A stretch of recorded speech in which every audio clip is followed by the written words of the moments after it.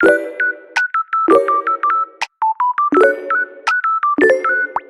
truly believe that taking care of yourself as if you are your own parent is one of the best ways to take care of yourself. Is one of the ways that you can combine all the self-confidence, self-love, motivational talk. Just act as if you are the parent to your inner child with every single situation. I was walking with a friend of mine and we were talking and she was very frustrated, and all of a sudden she goes like, you know, Liz, in moments like this where I'm frustrated, I get this urge to just hit myself. And she was kind of joking about it. And I looked at her and I said, would you hit your child if you were frustrated? And then she goes like, no, are you crazy? I would never do such thing. That's crazy, blah, blah. And I said, so why would you do that to your inner child? Because if you're doing that to yourself, you're doing that to your inner child and you're neglecting yourself. You're being a bad parent to yourself. And then she was like, wow, I never really looked at anything that way. And I said, you should start doing that, because in that way you can show up for yourself in the best way possible. In this video, I will explain to you how you can do the same exact thing and in what kind of situations this can really save you. Want to start the new year with new habits? Then maybe you should consider therapy. And with therapy, I mean BetterHelp. BetterHelp is a paid partner of this video, and they are on a mission to make therapy way easier. Now, BetterHelp is completely online, and it makes it so comfortable and convenient to sign up, because you just fill out a little questionnaire and you get immediately coupled with a therapist in as little as a few days. These therapists are from different backgrounds and they also specialize in different things. So whatever you feel like you need, BetterHelp has it. Now, if you connected with a therapist but you didn't really like them, BetterHelp gives you the option to switch therapists with no additional charge. And in real life, that wouldn't really happen. You can schedule video, phone, or message-based sessions, whatever you feel most comfortable with. Start fresh any day of the year with BetterHelp. Either you click the link in the description down below, or you visit betterhelp.com/wizardliz for 10% off your first month. Hi guys, my name is Liz and welcome back to my channel. Let's get into it. First things first thing is creating a routine for yourself. What do all children have in common? They have routines. A child wakes up, goes to school, comes home, has homework, nighttime routine. And it's very disciplined, because most parents will not allow their children to just do whatever they want during the day. Now, when we step into adolescence, we don't have a routine anymore unless we create it for ourselves, and we as humans are naturally not comfortable with that much freedom. Our brain naturally craves familiarity because it releases positive emotions when it feels a sense of safety and comfort, and routines give you that safety and comfort because you can feel in control of something during the day. Now, if I wake up today and I don't know what I'm gonna do, or I don't have any routine at all, not a skincare routine or nighttime even routine, something so simple, I will literally go crazy, because what am I doing all day? Now, if you're thinking about being a parent to yourself, then you would think, okay, if I had a child, that child would have a routine, and that child would have to follow the routine in order for that child to achieve whatever they want and to develop in the best way they can. So apply that to yourself. What does my morning routine look like? What are my goals for today? What are my goals for the week? And then start doing these things. When you do something consistently in a routine based, it will form into a habit, so your body will do it without you even thinking about it. The same way you guys probably have a routine of going onto your phone in the morning, just looking at your phone and scrolling all day. That is routine for you now, but you can change that routine into something else, into, for example, you wake up, you meditate for 30 minutes. If you just do it consistently, your mind will adapt to the fact that you're a person who meditates in the morning now. So every successful person that I know, and myself included, we all have routines, because if you're striving towards goals, routines can really structurize your day, and it takes away a lot of these excess thoughts and whatever. Like, I even eat the same foods because I don't want to think about food and all these things. That needs to go out of the way so I can focus on my work and on my goals and whatever I want to create. Next thing is caring about your inner and outer appearance. See, if you had a child, you wouldn't let your child willingly go outside with dirty clothes, smelly, not showered, not brushing teeth. You wouldn't do that, because then you're a neglectful parent. If you're thinking like that to yourself, why are you letting yourself walk out like that? Why? You know? It's all about you need to look like you care about yourself and like you respect yourself. That means that caring about the way you look and making sure that you present yourself in a way that other people will in turn also respect you. Because I know that everyone wants to talk about, oh, we should only care about personality, this and that. Yeah, but when someone first looks at you, your first impression, we don't see the personality, we see what you look like. You know, looking put together is a form of self-respect. Caring about what you put in your body is a form of self-respect. You would care about what your child eats. You would care about how your child looks. You would care about these things. Now, care like that for yourself too. Also, like, if you look good and you think that you look good and you like the things that you're wearing, then that will lead to inner self-confidence because you will just feel better about yourself. I know if I would send my child to school and they're wearing clothes that they love and they look nice, they will feel better about themselves. Also goes to having a clean space. So if you had a child, you would, for example, I would care if the room is clean, if like their environment is clean. Your environment holds energy. When there's too much clutter, when there's too much mess around, that is stuck energy in those items, and that is not good for you. You will feel like, I don't want to go home anymore. I feel like my space is not nice. Like, your home is supposed to feel safe. Also, dirty spaces are just less attractive to work in. If you need to focus and there's clutter all everywhere, your mind will be cluttered. So make sure that your space or whatever you're working in is clean, because you would do that for your child if you care about your child. I think it's neglectful to let children just grow up in dirty spaces and not care about their environment. Another thing is going outside. Now, this is actually something that I realized about myself. So when I was growing up, I wasn't really allowed to have friends or go out with friends or whatever. So I was a very isolated child. And whenever I wanted to go out with friends, I had to lie. It was for a school project, because otherwise I was just not allowed.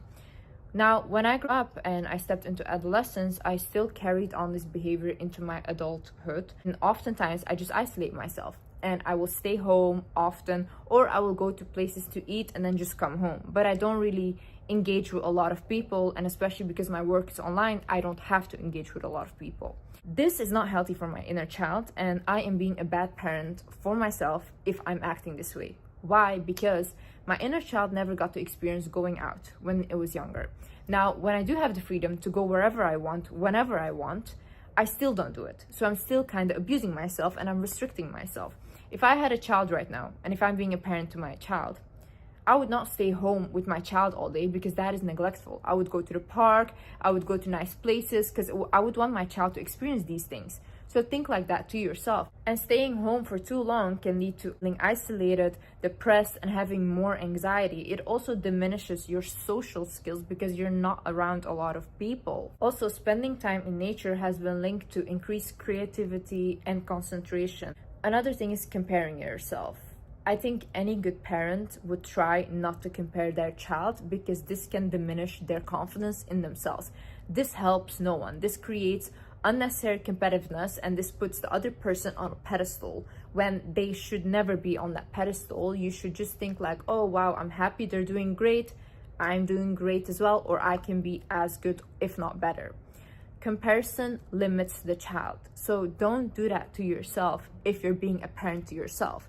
See, I was compared when I was younger to my siblings, and especially around the way that I look, because I'm the only child in my family without light eyes. Like, I have brown eyes and all of my other siblings have either blue or green eyes, and my mom has like very blue eyes. And I remember when I was younger, she would always say like, oh, you know, your sister looks like me because of her light eyes, and like, you don't have that, you look like your dad. And I always just felt, because of that, like the ugly child. And I would literally wish that I just had blue eyes, just so like I could be accepted by my mom, or like she could love me more. This is really sad, because now if I look at my younger pictures of myself and I see my childlike self, I'm thinking to myself, I was so beautiful, like such a beautiful child. But I could never see that, because just the fact that I didn't have, let's say, blue eyes, I was never really looked at as an attractive child within the family. Now, this obviously later on, I never thought that I was really beautiful growing up ever. I never thought about it at all. Only when I started to go into my teenage years more, people started finding me attractive. And I find that so weird. I couldn't even believe that. I honestly never ever believed that. When I'm raising my child, I would not want my child to feel ever that way. I want my child to recognize that they're beautiful and smart and loved. So don't do that to yourself. Don't compare yourself to other people, because it just limits you. Another thing is having good relationships and friendships. Would you let your child be with the person that you're with? Would you let your child be friends with them, dating them, whatever? Would you? If that's a no, then please reconsider the relationships you have in life. Relationships are so important for our personal growth and for our social skills to understand other people better. Now, there is just a point where relationships become self-abusive. And if you think that, oh my God, if my child came home with this type of person that I am with right now, I would literally freak out. You're not with the right person. If you think that I would never allow my child to be friends with this person because they're so bad to them or so toxic, you're not friends with the right person. You need to cut these people out, because there should be a line of abusing yourself. I get it, like we all go through things and we all have to experience these things, but when is enough enough? Like, what is your limit? How far does it have to get until you realize this is way too toxic? You know, I think oftentimes you don't need to realize things too late. You can realize things in the moment and be like, oh wow, this shouldn't go any further than this, because if this goes any further, maybe I will lose a part of myself. Is this person worth losing yourself over? Ask yourself this. If you are whole by yourself, why give away pieces of yourself that maybe you won't easily get back anymore energetically? You go to standing up for yourself. How would you stand up for your child? Stand up for yourself in the same exact way. Remember that story that I said in my last video about the hairdresser talking about my hair and saying she would be so unhappy if she was me? If my child was sitting in that chair and my child already feels bad about their hair, I'm paying this lady for a service, and she said that to my child, I would tell her, shut up, don't talk to my child that way, and I would leave the salon. I would stand up for my child immediately. Now, in that moment, I should have done exactly the same thing for myself.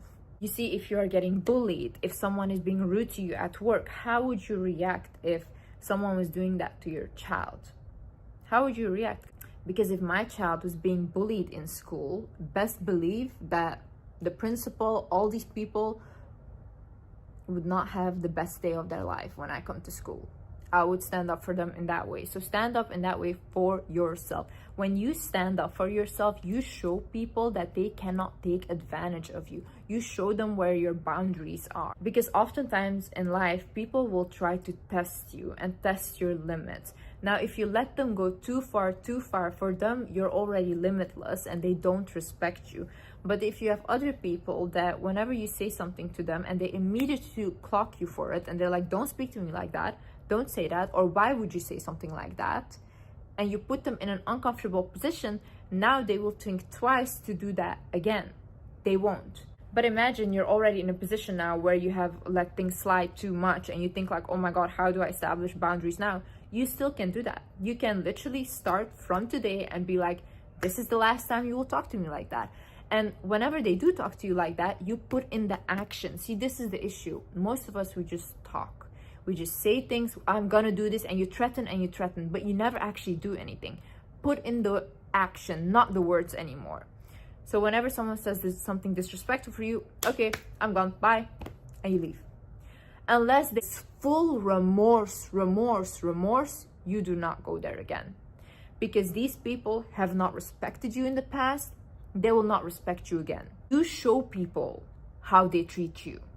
They treat you exactly how you show them that they're allowed to treat you. Another thing is positive self-talk.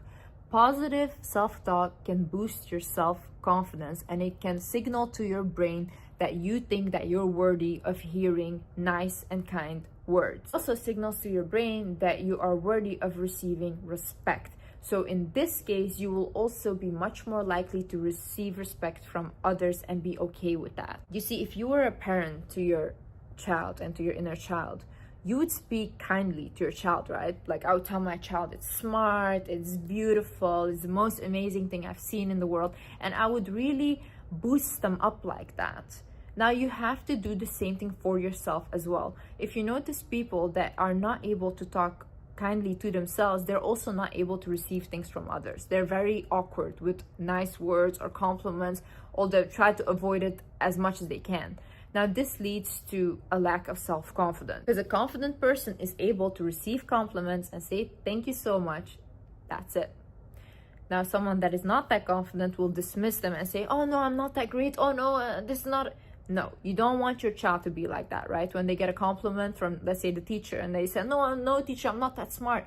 No, I want my child to be like, thank you so much. Also, the positive self-talk will combat your negative self-talk, because our brain tends to be negative first.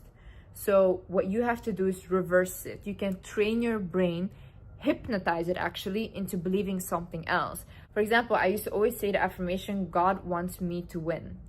God wants me to succeed.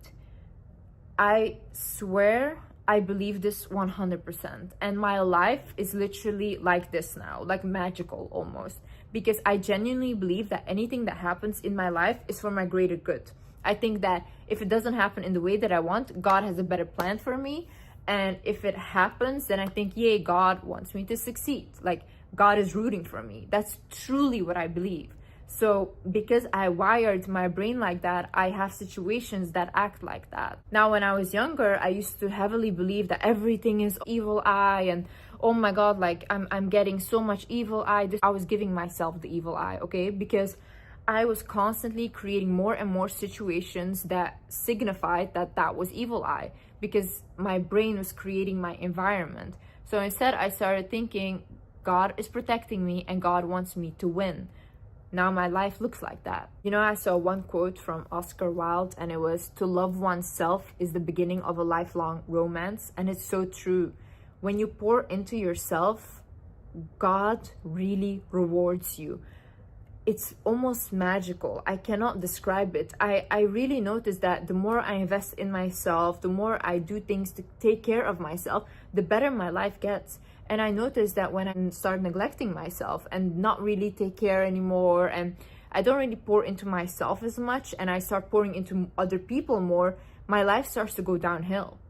So there is really something about giving yourself the energy that you need to then give it to others as well. But first, water yourself. And one last thing is, forgive yourself. Imagine you had a child right now and the child had made a mistake. Would you hold your child to that mistake for the rest of their lives and you'd be like, oh my God, remember when you did this? No, you wouldn't. If your child showed remorse and then they understand why it's wrong and they don't do it again, then you would want them to move on, right? Do the same thing for yourself. I one time had this DM from this woman. She was like 35 or something. She had children now, everything. She DM'd me and she said, Liz, yeah, you know, I love your videos, but it's so hard because I can't forgive myself because I used to be a high school bully. And I'm thinking to myself, like, you're 35 now, you already understand that what you did is wrong and you feel so bad about it still years later. It's okay for you to move on now. You don't have to hold yourself to the same person you were like 10 years ago. You literally changed. You know, one thing you can maybe do is, if you feel so bad about it, reach out to the people you bullied and be like, hey, I'm so sorry for doing that at the time, and apologize. But what else can you do? At some point, you move on from these things, and that's it. Also, one thing that I did recently is I put a picture of my younger self on the background of my phone. And anytime I'm pressuring myself or I'm being hard on myself, I just look at that picture and I look into my eyes and I start to feel so bad for myself. Like, truly. I think it's a really good way to hold yourself accountable and to look at yourself and remember that whatever you're doing to your inner child. So think about any situation like that so you can make better decisions. Anyways, guys, I hope this video helped some of you guys, and I love you guys so much. And yeah, I see you in the next video. Bye bye.